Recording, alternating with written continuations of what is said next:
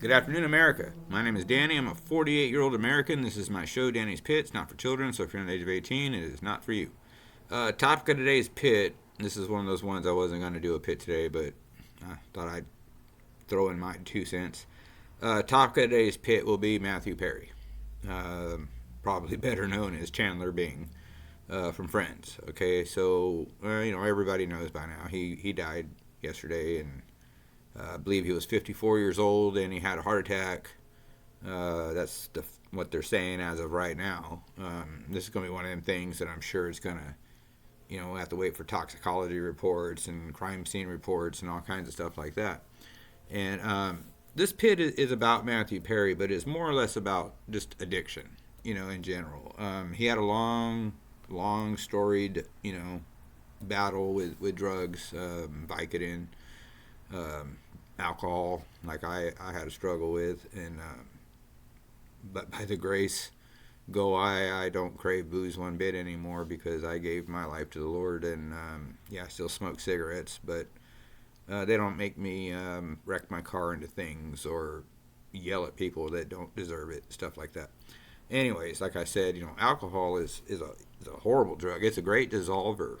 Um, it'll dissolve your marriage, it'll dissolve your bank account, it'll dissolve your job, it'll dissolve your friends. About the only thing alcohol won't dissolve is your problems. So remember that. I got some friends that still struggle with addiction. And I'm going to give advice right here, blanket advice to anybody struggling. This little piece of advice really helped me back when I was struggling to stay sober. It's a little thing called play the tape. So what that means is, okay, so I'll go ahead and play the tape. Okay, I'll let myself think I went and got the beer, then I brought it home, then I drank it, and then I was having fun, and then I don't know what happened, and I woke up on the couch, and I got a big ass bruise on my head, and there's clothes in a bag, and I'm being told to leave. So then I stopped the tape, or used to, stop the tape and go, no, I played the tape. Play it on out. Play the fun part too. Go ahead. The beginning, the first 3 hours or so, the fun part, play that part. But don't forget to play the 4 hours after that, when you start calling your wife a whore or disrespect your mother or father or your sister, somebody like that, somebody that loves you more than anybody else on the planet. It's the first person you attack, usually when you're an addict. Now, getting back to Matthew Perry, um, there's a lot of speculation, and I'm not going to go there, for fear of being banned. Um, but I'm going to say this, he did have this battle with drugs, and there is a drug on the street right now called fentanyl. It wouldn't shock me if that's what did it. Um, Not saying that's what did it. I'm not a doctor. I'm not an expert or anything. I have a PhD and a master's degree in life and in addiction, but nothing on paper. Anyways, I think that's sadly what happened. I think he took some. He was supposedly playing pickleball, which is like some form of tennis, I guess. I'm not familiar with it, but and then went home and supposedly told his assistant to go run an errand for him.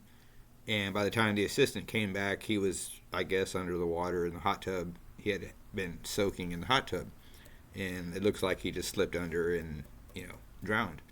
Uh, but the cause of death this morning was cardiac arrest, which would have caused him to go under, and he wouldn't have drowned, of course, because he wouldn't have been breathing if his heart stopped and he stopped breathing. Um, all of that to me sounds a lot like what happens to these fentanyl people, or these poor people that get this fentanyl off the streets. I was telling my wife just this morning. Sorry. When I was younger, in my early 20s, late teens even, I experimented with a lot of things, and one thing I experimented with was cocaine, and I liked it. Um, and I didn't have a problem with it because I didn't mind the crash. I actually kind of enjoyed the crash. Um, where all my friends were flipping over couch cushions looking for money to try to buy more, I was just in my own little corner, smoking some weed and just enjoying the come down. So I never had a problem with it. But not only because I'm, straight today, but even if I had the inkling to just try a little coke and go to somebody that I, trust, I would be afraid of the fentanyl. So it's two good reasons to stay off drugs. So anyway, let that soak in, and drop some comments, and while you're there, hit like and subscribe. And you guys on TikTok that are following me, if you could go over to YouTube and just subscribe, and you can still watch me on TikTok. I'm trying to build my numbers up, so if you could help me there, I'm trying to hit 100,000 like everybody else wants to. And if you'd like to hit, like I said, hit smash the like, the subscribe, and the share button. If again, you think somebody might like this, or might learn from this or something. But share the show. It's growing. It's growing. I'm getting attention, but you guys can help me. And like I said in the last bit, help me help you. So if you could do that for me, and you guys on YouTube, if you could flip over to TikTok, follow me there, and you can still watch me on YouTube. It works all kinds of ways.